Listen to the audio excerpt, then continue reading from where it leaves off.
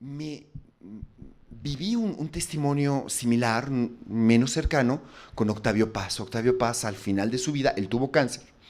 Al final de su vida tenía 1 o 2 horas de lucidez diario. Y durante esas todo el resto tenía que tener, los dolores eran tan intensos que tenía que estar con morfina, bajo el efecto de la morfina.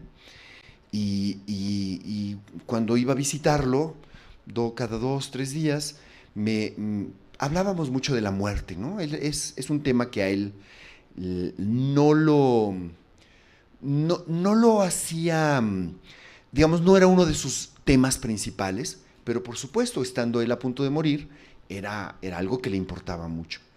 Y entonces me decía él, Alberto, la vida tiene un valor. La vida vale la pena ser vivida hasta el final.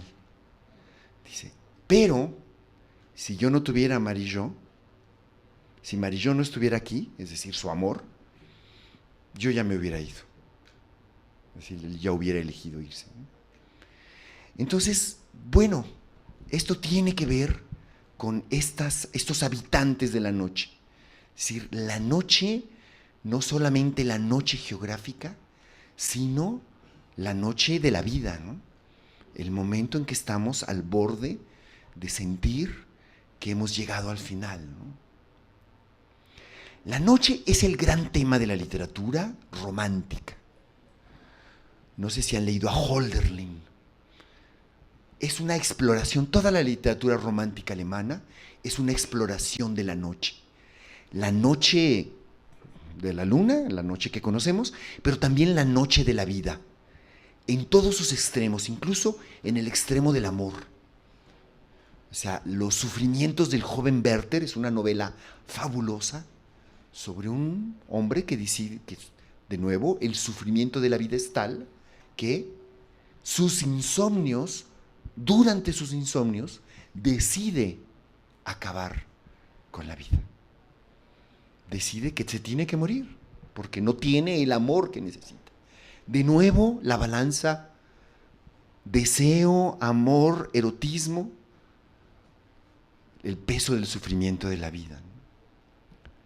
La noche es muy mala consejera para aquellos que tienen tentaciones suicidas, ¿no?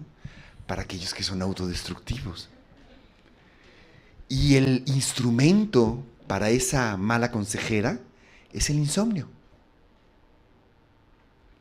El insomnio como lo vivimos ahora y como está clasificado ahora por la medicina. Pero tal vez con el tiempo cambie esa clasificación.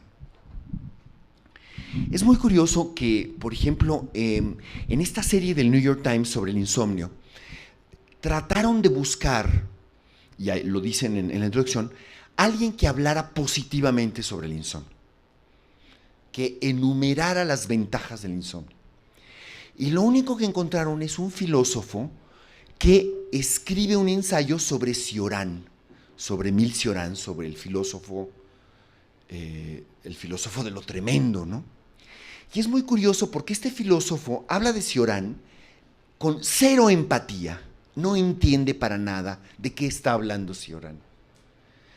Cioran hace el elogio del insomnio, pero no lo hace en el sentido en el que yo lo estoy hablando de como una dimensión erótica de la vida, ¿no? Para él es parte de lo terrible radical que muestra lo extremadamente humillante de la condición humana.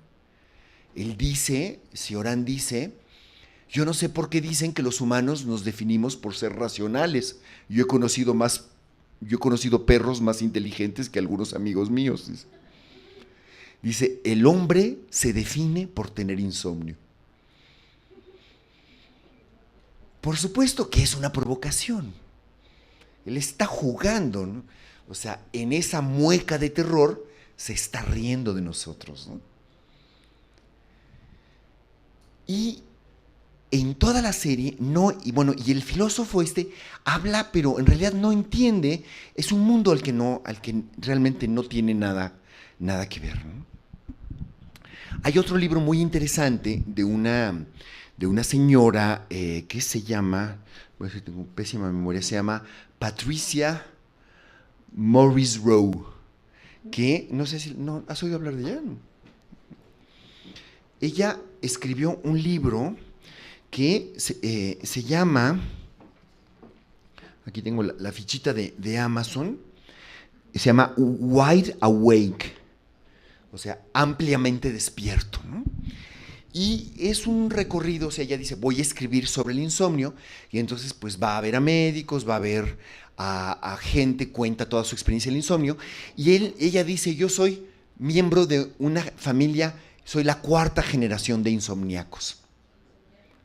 Y entonces ella cuenta cómo vive el insomnio, pero de todas maneras es un libro sumamente interesante, porque además, por ejemplo, una de las cosas que me gusta en los fragmentos del libro que publicó en el periódico, porque yo no he leído el libro, ella cuenta el problema que tenía la familia cuando viajaba, porque la mitad de la familia era insomniaca y la mitad de la familia dormía muchísimo. Y entonces cuando viajaban juntos tenían que buscar horarios para convivir. Es algo muy interesante porque es justamente esto, el insomnio no como la imposibilidad de vivir, sino el insomnio como una condición de diferencia que tenemos que compaginar con los otros, con los que no lo viven de la misma manera, ¿no? Y eso es muy, muy interesante, ¿no? Bueno, en otro momento, en un segundo momento del insomnio, yo tuve la oportunidad de dar clases en una universidad en Estados Unidos donde tenían un centro de estudios del sueño.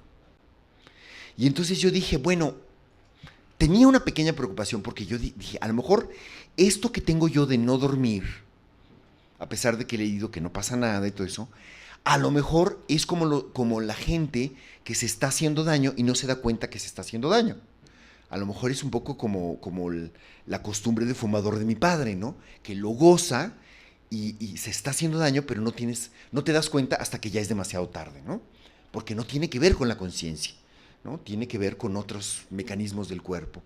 Y entonces fui al Centro de Estudios del Sueño de la Universidad de Stanford. Y pasé 2 noches con muchos electrodos puestos en el cerebro y en el cuerpo para que analizaran si me iba a morir o si estaba muy mal lo que yo estaba haciendo, ¿no? Y finalmente me dijeron lo que yo ya sabía, que en realidad lo que yo necesitaba era menos horas de sueño, pero que de todas maneras yo dormía, porque aunque yo digo y presumo del insomnio, por supuesto, si yo estoy cansado y voy a una película, me duermo en la película, ¿no? Y si voy en el coche, me duermo en el coche. Me he dormido parado en el autobús, a veces cuando tengo jet lag, así cuando voy a un lugar, me puedo dormir parado, o sea, no es que no duerma, es que no duermo a la misma hora, ¿no?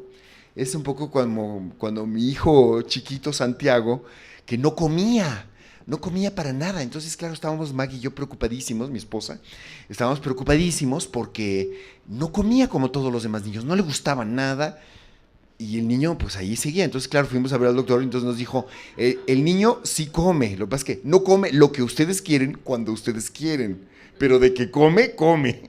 Digo, estaba, y sí, ha crecido. Y entonces, en el centro de Stanford me dijeron lo mismo. Y me dijeron que una buena parte de su trabajo es hacer que la gente que recurre a ellos, a veces con enorme sufrimiento por sus insomnios, aceptara lo que es. O sea, que la gente que duerme poco, acepte que duerme poco. Y no lo viva tan mal.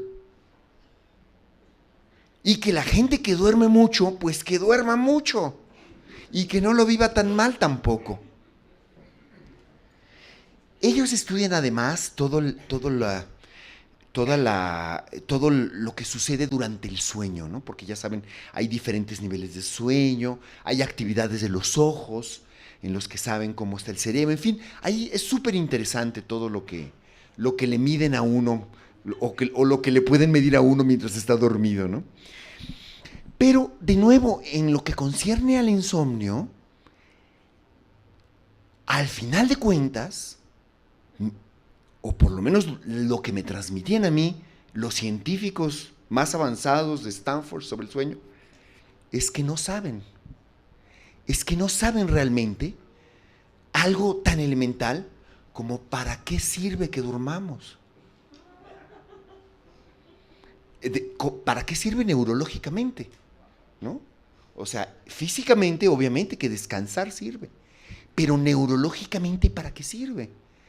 Me decían, la investigación está en pañales.